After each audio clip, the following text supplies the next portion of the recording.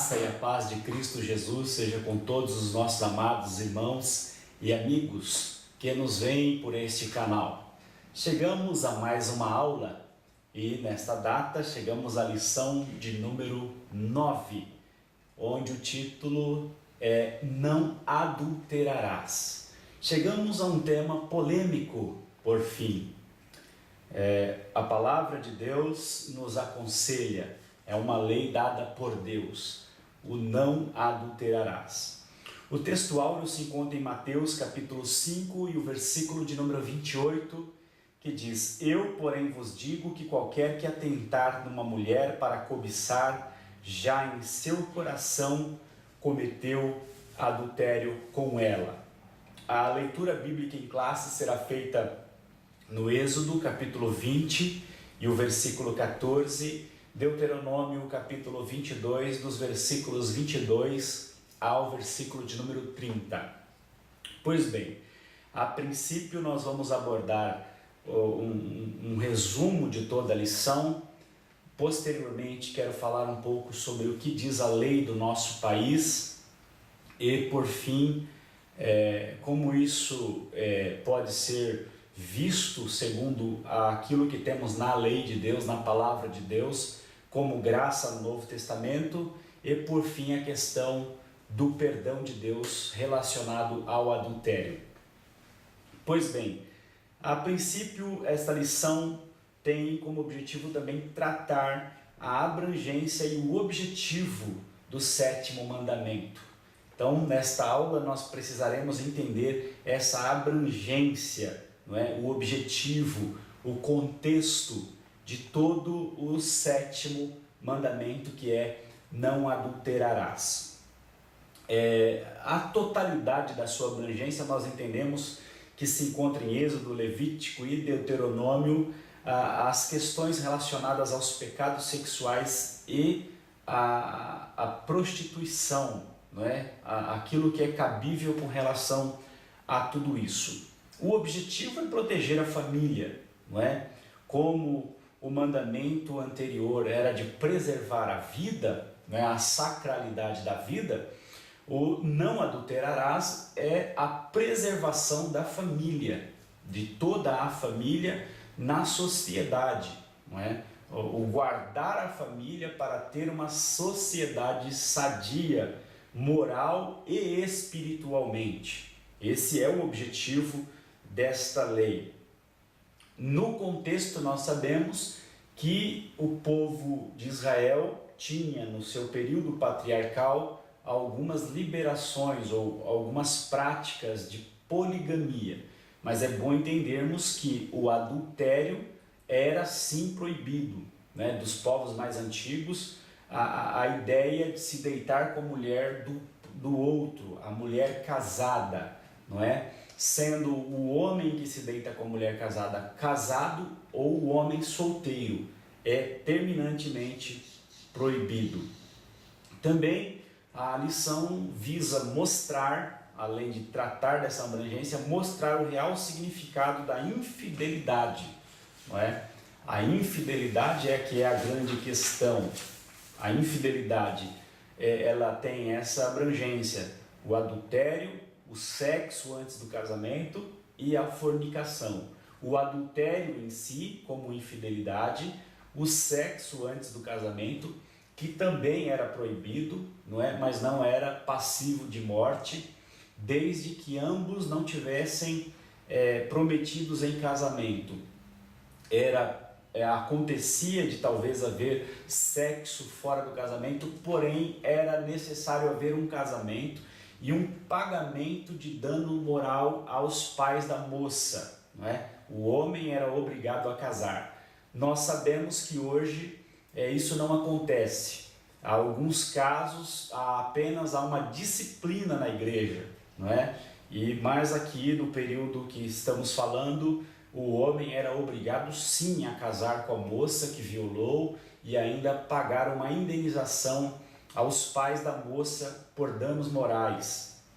E a fornicação, que também precisava de punição, porque a fornicação se dizia respeito à mulher prometida em casamento que se deita com outro homem.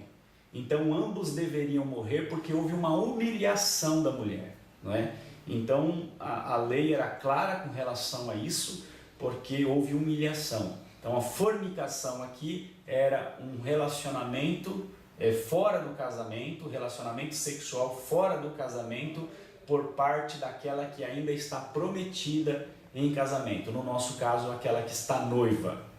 Também deveremos relacionar alguns pecados sexuais segundo a lei divina, que são esses outros pecados sexuais: o estupro, o incesto e a bestialidade, não é? O estupro é aquele caso que a lei dizia que se a moça estiver no campo e alguém a tomar por violência, ela não tem como pedir socorro, ninguém pode socorrê-la.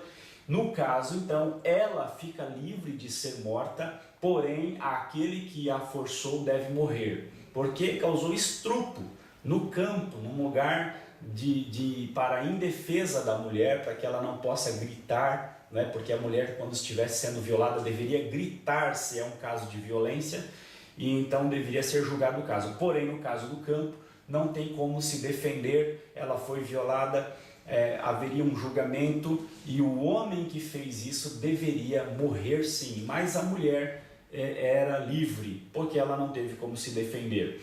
O incesto, a questão dos relacionamentos familiares, a lei tem lá os casos que são proibidos e ele traça muito direitinho com relação a isso. Era um problema da igreja que Paulo trata acerca de que havia entre eles, inclusive, quem se deitasse com a mulher do próprio pai. Então, tanto no Antigo quanto no Novo Testamento, nós temos essas proibições, não é? Do incesto. Interessante lembrarmos que, inclusive, em muitas tribos indígenas, o incesto também é proibido, não é? É uma lei do Senhor e muitas tribos proíbem o incesto, isso em todo o mundo. A bestialidade, que é o relacionamento com os animais. Nós temos aí os textos da Bíblia Sagrada, na revista vai ter, bom que se dê essa olhada acerca dos cananeus aí, que foram expulsos ou vomitados da terra por causa da bestialidade, não é?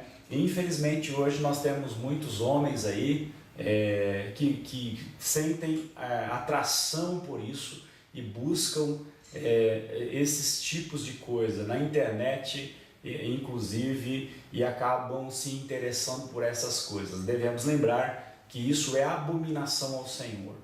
O estupro, o incesto e a bestialidade são abominações ao Senhor. Nós não devemos nos alegrar em ver esses tipos de coisas, não é? Terminantemente abominável ao Senhor tudo isso. Por fim, nós iremos então analisar os ensinos de Jesus acerca do sétimo mandamento, não é? O que Jesus ensina acerca disso? Como é que é tratado o sétimo mandamento no Evangelho? Ora, Jesus vai dizer que na lei está escrito que não se deve adulterar. Ele diz que, na verdade, se o homem olhar para a mulher e desejá-la no seu coração, já cometeu adultério com ela. Ora, do que ele está dizendo? Do caso de Davi, por exemplo, e Batseba, não é? Davi a observava e, por fim, arquitetou um plano para consumar o ato. Então, se nós nos damos a cobiça, a ficarmos olhando, isso gera dentro de nós a arquitetação para a consumação. Então, o adultério não é somente a prática, é a arquitetação, a maquinação dentro da mente e do coração para que isso aconteça. Jesus está dizendo que nós devemos guardar o nosso coração, sobre tudo que se deve guardar, guarde o teu coração. Falamos na aula passada, inclusive, que Jesus também vai dizer que do coração procede o adultério, do coração procede o homicídio e todo tipo de coisa. Tudo procede de um coração que está se deixando levar pela carne, não é? Ora, nós entendemos que uma vida cheia do Espírito Santo, cheia de Jesus, onde Jesus está dominando, não há lugar para a carne, não é? Andai em espírito e não satisfarei os desejos da carne. Logo, aquele que não está na palavra, não está na oração, não está em Cristo Jesus, na conservação da doutrina, da leitura diária, esse dará vazão a desejos libertinos, dará vazão a desejos carnais. Quantas vezes a palavra nos orienta para nós não cuidarmos em satisfazer os desejos da nossa carne.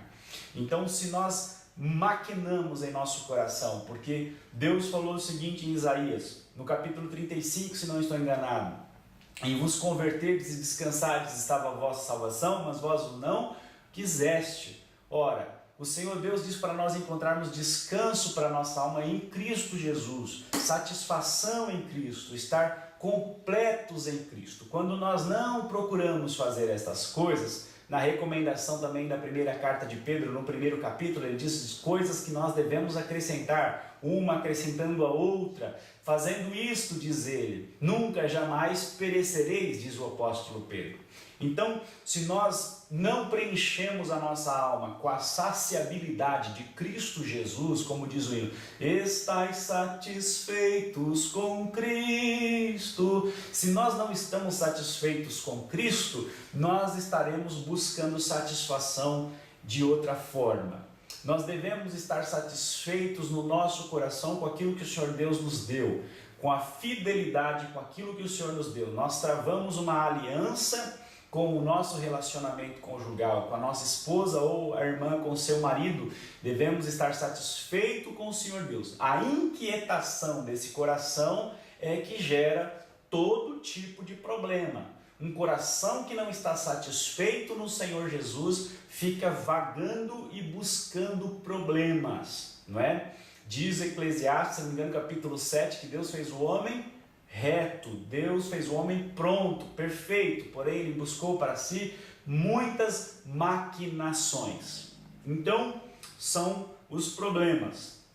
Os escribas e os fariseus tinham esse problema da interpretação. E a questão da concupiscência é o que Jesus falou. Ora, Moisés permitiu, não é? Lá em Deuteronômio 24, eu tenho aqui na minha mão uma Bíblia hebraica, Deuteronômio 24, ele diz: quando um homem tomar uma mulher e se casar com ela, e se ela não for agradável aos seus olhos, por haver achado nela alguma coisa indecente, escrever-lhe-á uma carta de divórcio, e a dará em sua mão e a despedirá de sua casa. Ora, a lei estava muito clara, dizendo com relação ao homem que encontra na mulher coisa indesejável, ou seja, foi comprovado que ela não é mais pura, houve algum problema, e ele detectou isso e ele deu carta de divórcio.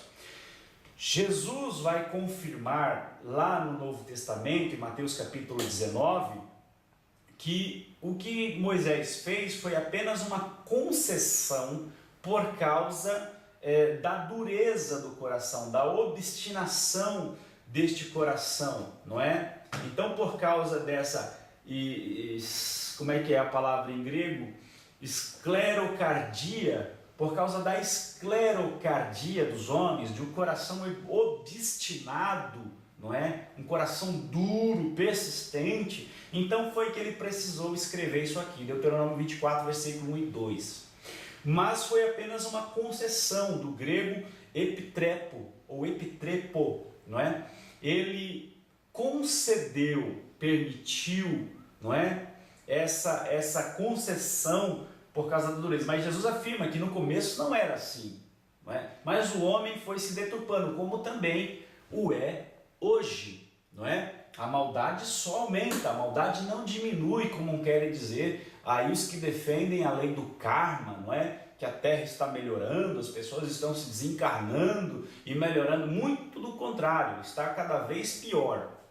E Jesus então disse que Moisés permitiu. Porém, no versículo 9 ele lembra que eu, porém, vos digo, quem repudiar sua mulher, não sendo por causa de relações sexuais ilícitas, que na verdade a palavra aqui é porneia, e é todo o tipo de imoralidade sexual, ou de aberração sexual, aí entra o homossexualismo, o lesbianismo, de todo tipo de deturpação, não é? Da sexualidade. O caso da bestialidade, por exemplo, não é? Os homens que precisam destas coisas, ou as mulheres que precisam, são bestialidades. E aqui então entra nesta palavra. Jesus então diz que se o homem repudiar, não sendo por esta causa, se ele se casar novamente, ele está em adultério. E aquela mulher que foi repudiada, casando-se, também está em adultério. Ou seja, ele está dizendo que se um homem largar de sua esposa, não sendo por este motivo, pedir divórcio, não sendo por este motivo, ele está em adultério. E a sua esposa, casando-se outra vez, está em adultério. Por quê? Porque Deus não entende que esse casamento foi desfeito. Não houve um desfazer dessa primeira aliança, porque não houve o motivo que era permitido.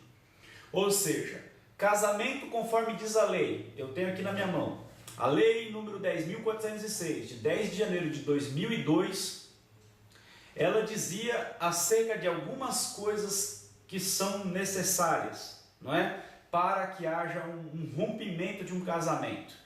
E ele diz no artigo 1572, qualquer dos cônjuges poderá propor a ação de separação judicial, imputando ao outro qualquer ato que importe grave violação dos deveres do casamento e torne insuportável a vida em comum. Ora, a lei da nossa nação brasileira, no artigo 1572 de 10 de junho de 2002, permite a separação desde que se torne insuportável a convivência. Imagina só o tanto de legalidade a divórcio que existe na nossa nação. E diz também acerca da separação que se dá por mais de um ano, dá também por questões psíquicas e por aí vai. E também nós temos a questão da lei de 11.106 de 2005, lei número 11.106 de 2005, onde o adultério deixa de ser considerado crime, não é? Desde esse ano não é mais assim tratado, porque os juristas de nosso país, os homens da lei do nosso país, entenderam que essa questão é uma questão de cunho moral e não penal, não é? Não havia necessidade mais de se penalizar, a não ser de forma educativa. E a forma educativa, então, entra na questão de se fazer pagar por isso, quando há um dano moral, não é? Existem leis que permitem isso. Por exemplo, o artigo 5º do inciso 10º da Constituição Federal, ele explica lá o que é necessário. O artigo 1566 do Código Civil, da mesma forma.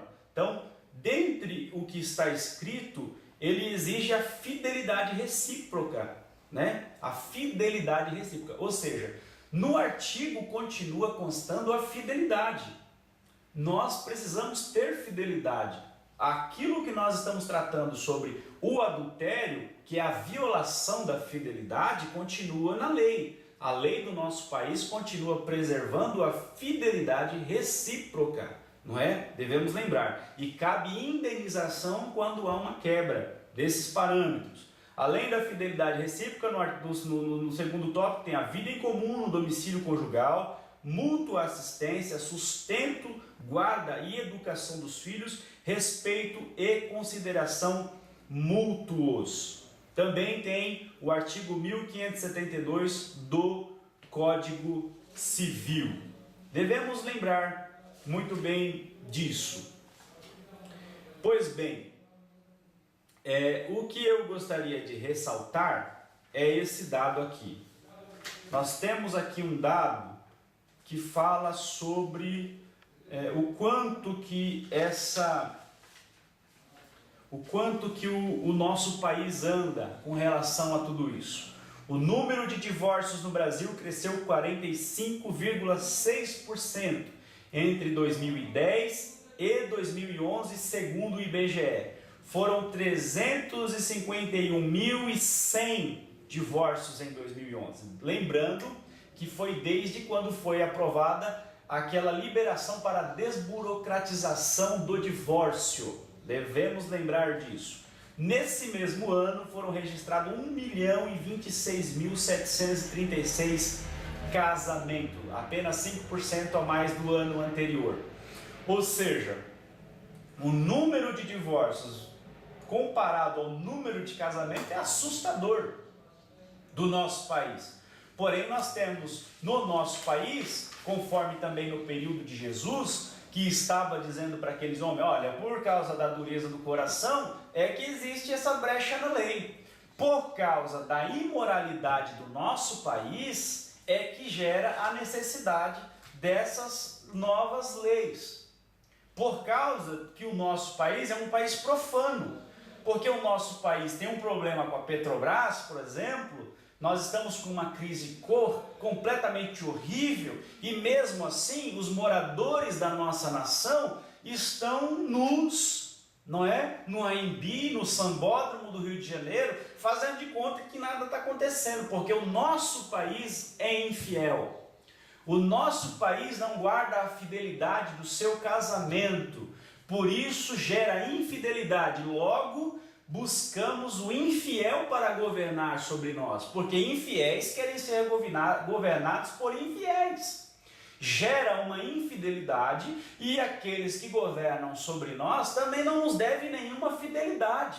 Se eles quiserem nos vender também a Cuba, a comunistas, a negociarem os nossos tesouros, não tem problema nenhum, porque nossa nação é uma nação infiel a Deus.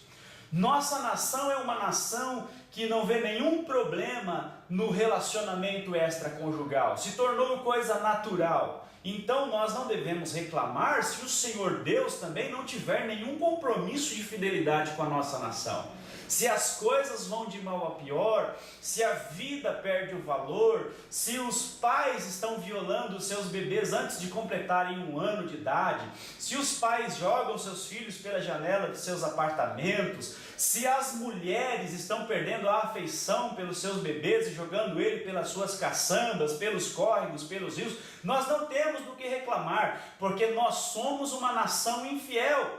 Que nós estamos brincando enquanto as coisas estão horríveis no nosso país e na nossa nação. Nosso país está indo de mal a pior, homens estão roubando nossa nação e nosso tesouro e nós estamos pulando carnaval, é o que está acontecendo na nossa nação. O Senhor Deus não tem nenhum compromisso com a nação infiel, que é a nossa pátria brasileira, terra Brasilis, terra do pau-brasil, em que disse aquele certo cidadão que aqui se plantando tudo se dá.